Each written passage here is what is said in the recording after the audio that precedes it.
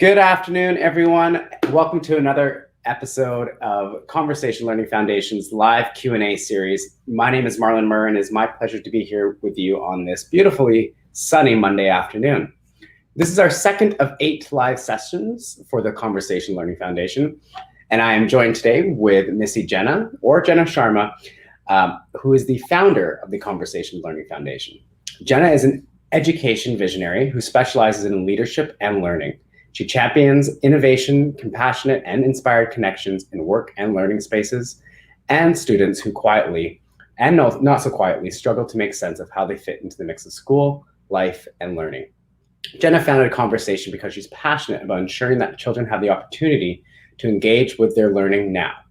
Her life's mission is to leverage the power of meaningful connection and compassionate communication in schools and beyond so that children can show up with their whole selves, engage meaningfully with their learning processes, and grow into confident and empowered leaders. Each of our sessions will have its own theme and will be broadcasted live on Facebook and YouTube. Now, if you haven't already done so, go over to the Conversation Learning Foundation's Facebook page and check out the session dates coming up each Monday at noon, and be sure to bookmark them in your calendar. Today's session is all about activities and check out the session dates coming up. Oops. We're all good. So why don't we go ahead and Jena, thank you for joining today, and we're so excited to have you with us. Thank you, Marlon. Thank you for the lovely introduction. I'm very excited for us to be kicking off weekly live session 2. Today is all about activities with your children in the family, in the home. Very, very happy to be here. Thank you, Marlon. Amazing. So it's beautiful out. It's sunny. It's Monday. A lot of parents are probably at work and their kids are probably at school. Let's go back to the weekend. How did you enjoy your weekend and what activities did you get up to? Oh my goodness. Okay, there's a lot going on at the Children's Learning Foundation. So there isn't much of a weekend, let's say meetings, planning sessions, but I did have a Sunday afternoon to go for a nice walk and connect with my family through Messenger at least and check in with them. And yeah, so I'm very curious, how was your weekend? You know what, Sunday was a little bit cold. Saturday was beautifully sunny out. So yeah, taking the dogs out, lots of fresh air, little window shopping at the Gastown stores. But you know, it was just nice to get outside before we get into the full-fledged winter month coming up ahead. Yeah, and you mentioned it was cold. It was really, really cold here in Vancouver. It felt like an Arctic chill, which seems so unusually early in October. I'm more used to those temperatures in November, December. But nevertheless, there's a wonderful feeling of that crisp, cool, I'm alive. So today's episode, we're talking about activities for parents to be doing with their children inside of their home. Now, we had a lot of questions come in, and a lot of questions are revolved around sports and activities inside the home, different strategies and ways that parents can really connect with their kids. So I'm hoping today's session will bring a lot of valuable information and tools that parents can use today. So let's start off with our first question. It kind of just will segue us into the conversation for today. How should we establish rules within our family home? Okay, so the first question is around rules in the family home. This is a great question because rules, what are rules? Why do we have rules? So often as adults, we can fully understand what rules are, but that information is missing for children. Like, why do we have to have rules? So there can be some resistance to rules.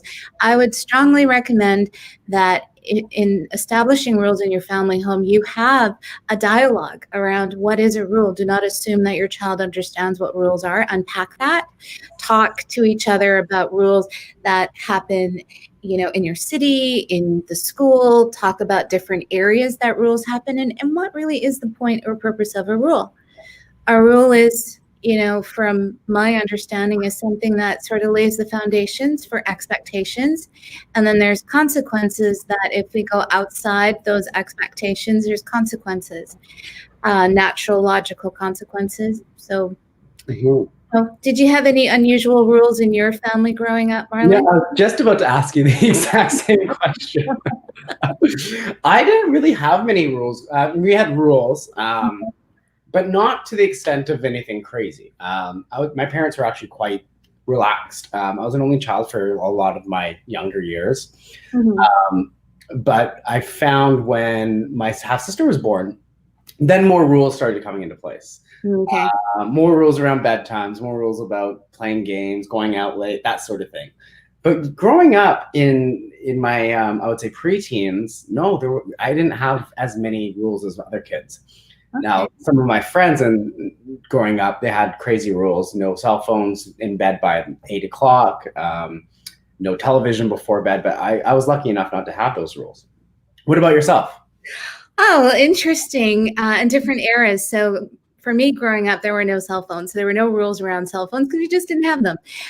But what I remember probably in my teen years is a conversation that I had with my dad, and it was around asking permission and rules around that. So one day he had said to me, look, before you ask me, ask yourself. And if you can say yes to yourself, then I'll have no problem saying yes to your request. So it was like just one of those huge, when you're a teenager, you're kind of pushing the boundaries and blah, blah, blah. And he really helped me understand that if I am not okay to do this, then it's not like, why even ask, sort of thing. It was a very powerful, empowering moment. And it's something that I've carried on throughout my life. Were there ever times where that didn't work, where you agreed with yourself? Yes, I should do this, but your father said no? Yeah, I think so, for sure. Like there's some, and I think that I knew that I was being a little cheeky too. Like, can I do this or can I do that? And I kind of knew that I couldn't. But all in all, I would say that I was a very aware and empathetic kid. And teenager for the most part. I mean, I'm sure I gave them some headaches for sure. And you're testing your boundaries as kids do. I mean, you have to. You test them. Now, our next question kind of comes around the house. What are some activities for quiet time that we can do as a family? Obviously, kids right now, they're coming home from school. There's a lot going on when parents are home from work already. But when it comes down to quiet time before bed, what are some activities that we can kind of do as a family together?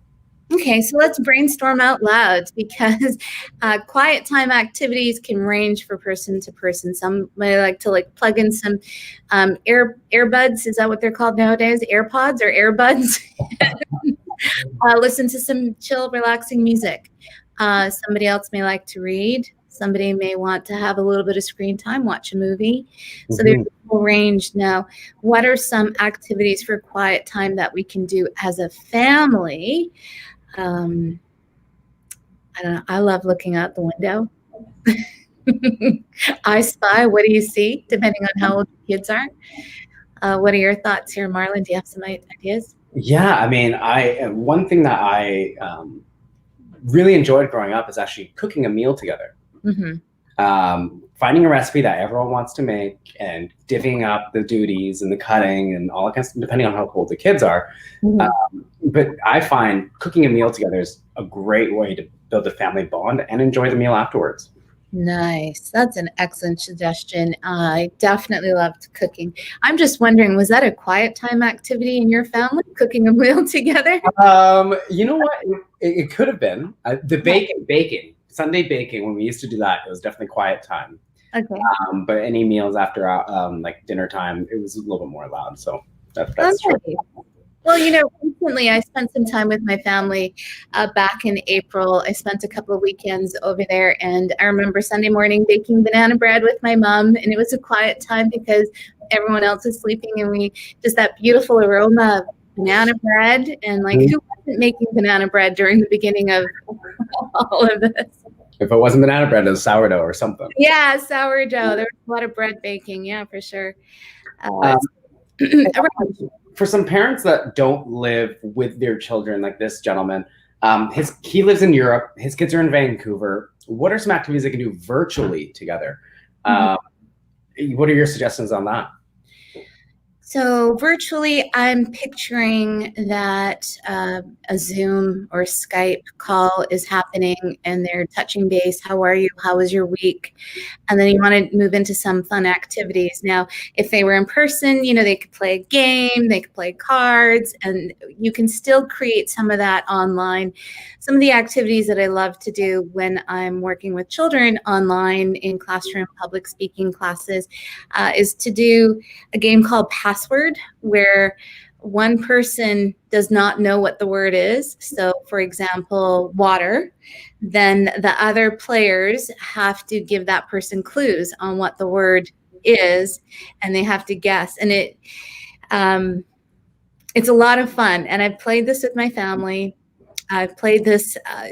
You take a word, ask one person to go into the waiting room or turn their back around so they can't see the screen, put the word up, and then you give them clues. You can't obviously say what the word is, but it turns into a really fun, engaging activity. And there's a bit of laughter and that sense of, what is it? I can't figure it out. And then when you do, how triumphant you feel when you do figure out the word. So that's one suggestion. Another suggestion is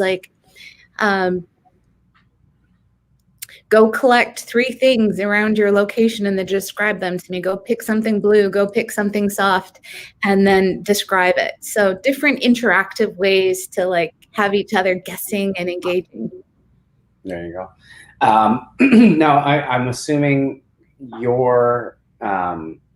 this person, I think they used to be able to come back and forth to Vancouver to visit the children frequently.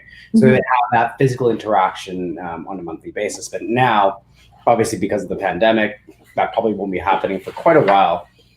Is there any, from the child's perspective, what's the best way for them to interact with their parent that's abroad? Is it FaceTimes? Is it phone calls? I mean, what ways can a child do that? Yeah, that's really great reflecting there, Marlon. I'm thinking about the time difference. So between Vancouver and Europe, what is the best time for them to be connecting? What technologies do they have available? And it's that face-to-face, even if it's virtual, being able to see the smile, hear the voice, you see the expression. So whatever format that is, FaceTime, Zoom, a phone call, even a phone call, just hearing the voice, having a set or structured time as best possible will help the child, because they know every Sunday at 2:00 I'm going to be talking to my mom or dad, and that's something they have to look forward to, versus the variable of the unknown variable. When is the call going to happen? And that may create some anxiety, some uncertainty.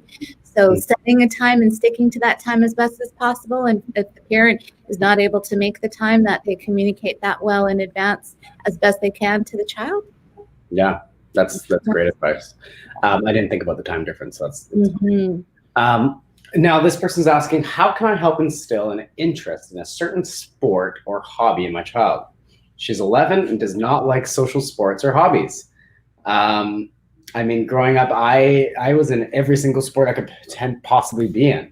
Really? Extroverted kid, but I definitely had some introverted friends who did the exact opposite. So, what are your thoughts on this? Yeah, well, I think that I'm on the other side of that spectrum because I wasn't really into sports as a kid. So I can relate to this question on a personal level. Instilling an interest in sports in the child, she's 11 and does not like social sports or hobbies. Yeah, there could be so many reasons why she's responding to sports and hobbies this way. Who knows? Talk to your child about what they like, what they don't like. Drawing from my own personal experience, my dad used to take my brother and I up to our school soccer field after schools, and we used to have a family game of soccer. And because it was like my family, I felt safe and comfortable, and I could run around, kick the ball. It was exciting. It was good exercise. And, that did sort of spark a little, hey, maybe I could join the soccer team at my school, or maybe I can join the basketball team. I did join the basketball team. I rarely ever got to play in the game. I was what they call the bench warmer. Someone had to do it. And even soccer, like when I did join, I don't know, Marlon, maybe I'm more arts and language, but I would be way off out on the field looking at the flowers. And so not every child is the same. And my brother was in all the sports, like you couldn't get enough of it. So do honor and recognize what your child's skills and talents are. And it's great you give them some exposure to it. And by being involved yourself, you're demonstrating, like my dad did, that, you know, this could be fun, we can play. And I loved it. How I did with my classmates or my school was another story. Yeah. I mean, I fully agree. And I think it's important for parents to at least give your kids an opportunity to try different things. And if it's not something that you're usually accustomed to that you like, I mean, that's okay too. Right? It's being okay that your child likes something else that you don't. Or, I mean, a good example is a friend growing up, his father was an NHL player. Okay. His father could not understand why he didn't want to play hockey. Could not for the life of him understand why he didn't enjoy the sport. Yeah. So I think it's taking the understanding of your child's not just like you as well. Totally, Marlon. That right there, you know, your child has their own personality, their own skills, special skills and talents and interests. And there will be some overlap. And then there'll be some places where you'll probably be like, whose kid are you? Yeah. My own parents, you know, where did you come from? Well, that kind of brings us to my next question. My son becomes overly aggressive and angry if he doesn't win every game. When he only wants to play games with a winner or a loser. What can we do? It's at the point where his sister will not play. So I guess there's a lot of competition involved. How do you deal with competition and competitive behaviors? Yeah, gosh, I would love to know how old the son is, if it's like just the developmental stage, or, you know, there is a fine line between playing and understanding that sometimes you're going to win, sometimes you're going to lose, and knowing how to take the losses, and that you won't be able to win every time. But playing games is so much more than just the outcome. It's the strategy, the skill, all the things that you learn along the way. So I really empathize with this family situation, especially because we've got a sister who's hesitant to play or won't play at all. So before you start playing the next game, maybe just have a family dialogue while things are kind of cool. Just talk about what games they do like to play, what they like about those games, and then what challenges are there for them. So get them to articulate what happens that the son feels like aggressive or angry if he doesn't win. What does that mean for him? Just be as supportive as you can, and know that this is not a unique challenge. Every child at some point has to learn the difference between winning and losing, and, you know, based on your own family values. I know that there's some families that believe participation, everyone gets an award for participation, and some families believe, no, that's not the spirit of sport. You know, there's only one winner. So it does boil back down to what are your values that you want to instill, and how old are your children. So do talk to them based on age appropriate conversations around winning and losing. And just know that in life in general, we're going to have some moments where we're going to win, and we're going to have some moments when we're going to lose, and knowing how to bounce back from either, and also demonstrate that good sportsmanship, so that the sister who could, you know, the sister is sort of like representative of anybody, really. Like, that person will want to connect with you versus be disconnected from you. Totally. Now, I want to remind the viewers, if you guys have any questions, please ask them live. You can throw them into the comment box, and Jenna and I will be pleased to answer your questions live. So, I mean, that makes total sense to me. This next person is a single mother of 3 kids under the age of 12. She works full-time and does not have any outside help. and her kids are complaining that they're bored because she works too much or that she's too busy. What can she do to kind of help her kids realize, like, mom's got to work, I'm here, I'm working, putting food on our table. What can she do, and how can her kids support her? Mm-hmm. So single mom of 3 kids under the age of 12, that's a lot. I feel for this mom, and I understand, kids, I'm bored, mom, I'm bored. Like, yeah, you hear that all the time. I would say in this situation, structure and routine is really going to help support both the kids and the mom, knowing that these are the set times. We're going to have some family time together. We're going to play a game. We're going to talk. We're going to cook, whatever it is.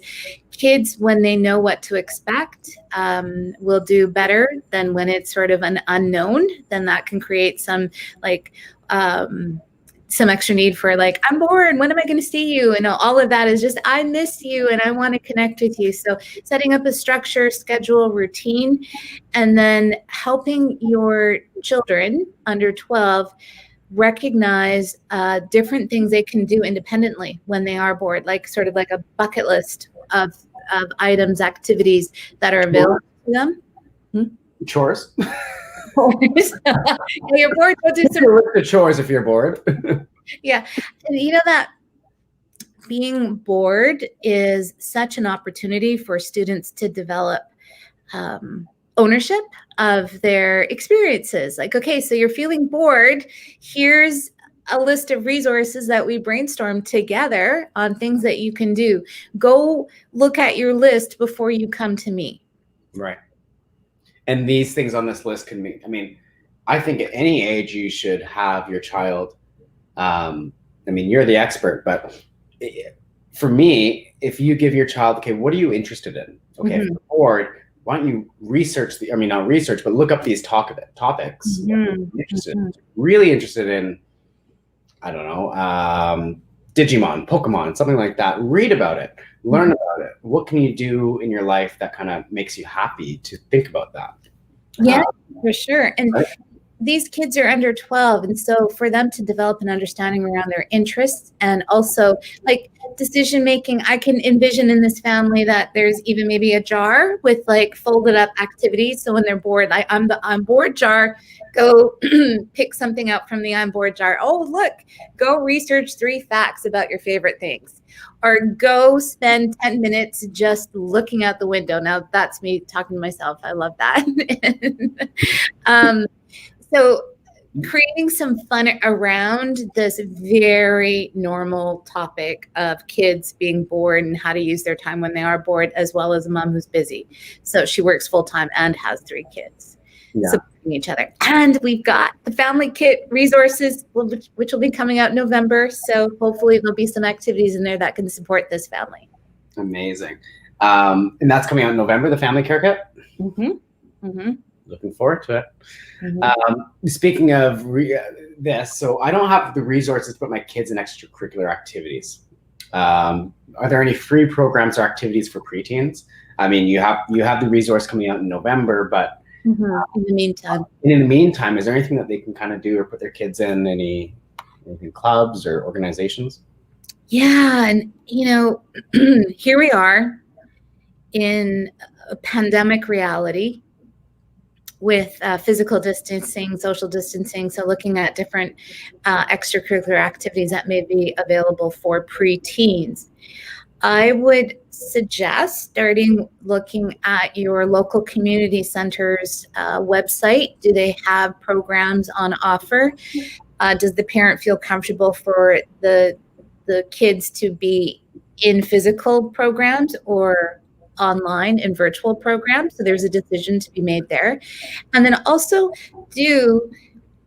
discuss with your kid some of the, what are your kids' interests? Like, what extracurricular activities would your child want to be involved with? And then use that as your search mechanism. Like, okay, so my kid's interested in bowling. Let's see what bowling resources are available for us online. I don't know, maybe there may be an online bowling alley. Mm-hmm. But do start with your child and find out what are some activities that would be of interest to your child. And then also that fine balance as a parent to extend them outside of maybe their comfort zone a little bit, expose them to some different activities that they wouldn't normally know about or choose on their own. So I would say, yeah, start with your local community center, talk to other parents, other friends, what have you found any extracurricular activities, and free programs. There are a ton of free programs available. I do know because of COVID, a lot of organizations are offering things for free. So people can just go online and search free activities for, I guess, preteens and in their area. And I guess a bunch of different activities should pop up. And then I think Eventbrite, if you look on there should be, and you just search in the certain keywords you're looking for, and there should be quite a few events. I know my sister had a dance event that was put on Eventbrite in Victoria. It was a virtual dance training session for kids, and it didn't cost anything. Usually these sessions cost over $100, so it was a free event. Wow. So I think there's lots of programs out there, and I think a lot of businesses and organizations see the need to help children and help parents, especially during this time. Yes, absolutely. Eventbrite, community center resources, also just like a search of keywords on your browser. Mm-hmm. Yeah. Now this next question sounds like a couple people I know. Our twin boys, who are 8, have become quite rebellious during COVID and they're not listening to rules. They play quite aggressive with each other and I do not want them to act this way with other kids. What suggestions do you have? I mean, the kids are obviously in our space. They're not probably getting as much outdoor activity as they're normally used to, or even social activity with other people. So what are your suggestions for this? Yeah, twin boys, 8, they've become rebellious during COVID. So pandemic reality, contained, confined spaces, not doing maybe the usual things that they would do to let off some steam. They won't listen to rules. So this question also ties back to the first question that you asked, talk to me about around rules, like establishing what are rules and like developing a mutual understandings to support the twins in knowing what the expectations are. Now, in no way can I even begin to truly fully understand what a struggle this may be for that parent to witness, and just the feeling of, oh my gosh, why are my boys being so rebellious? They're aggressive. I don't want them to act this way with other kids. So all the world of concerns for this parent, I in no way want to downplay what could be potentially happening for that parent. And they want to lead with compassion that these are challenging times and your boys are going through whatever they're going through. Give yourself permission to know that this is not the most ideal. This has not been the most ideal year in any way, shape, or form. Just put that out there. 2020 has been quite the challenge on so many levels. And for these boys, being aggressive, talking to them before they get into that state, talking to them during chill family time about rules, what are rules? Ask them why, just simply being curious, like why do you do that? Like, I'd love to understand. And then that gives them the ability to articulate what's going on for them. And, in the moment when things get heated, it's really hard to find your words, it's just a challenge. And so you'll see some of these other acting out behaviors, but if you can get ahead of that and support them and give them options, like different options to weigh out, then they'll have more tools in their toolkit. And I would say, as far as you don't want them to act this way with other kids, just lead with that authentic, I'm really concerned. I wouldn't want you to be this way with other children, and then have them give you input. Because so often when children have a better understanding of the impact of their actions, then they're more willing to do something about it versus just simply being told, can't do that. Then they'll tend to resist that. Yeah. I growing up, I knew people like this, and you do feel, you see the parents struggling, and they don't want to discipline their kids, or they have a hard time disciplining their kids. Mhm. And as the boys get older, I mean, you would hope that this kind of behavior, you get ahead of it before it turns into a bigger problem. Mhm. Mhm. But yeah, that's great advice for that mother.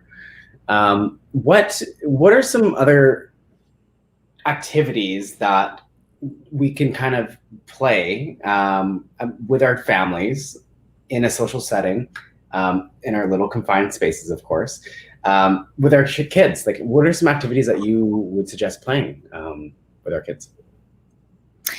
Well, the kids, depending how old they are, you got board games and then video games. What other games are there? There's a whole range of games you could play. We have our family care kit resource that will be available in November. And in this care kit, we have a range of activities and suggestions based on the 5 themes of conversation. So until that is available, I would really lead for all parents and caregivers to engage in a discussion with your children about, what do you enjoy? What should we be carving some time out every week as a family and put into our schedule? And learn something together, maybe. Yeah, learn something together, try something new. Or, I'm picturing teenagers that'll give their parents, the eye roll, like, oh, please, But even underneath the eye roll, there is a desire for connection and meaningful connection with the parents, So taking time, leading with authenticity, what can we do that's different? How can we make the most of what is going on here in 2020? How can we bring some of that joy and compassion into our home and have that discussion with your kids? Well, that's a great way to end this live session. Thank you so much, Jenna. This was a lot of information, great resources for parents and children for their activities. Everyone, thank you so much for joining us on today's Monday live session. The Conversation Learning Foundation thanks the Canadian Red Cross and the Government of Canada for their generous support. Please join us next Monday at 12 o'clock, November 2nd, for another live session with Jenna and myself. Thank you very much, everyone, and we look forward to seeing you. One thing before we sign off, parents, caregivers, when you submit your questions, please let us know how old your children are. Okay, so when you submit the question, then we can answer those questions for you a little bit better, knowing how old your kids are. Have a great week, everyone. Thank you, everyone. We'll see you next week. Bye-bye.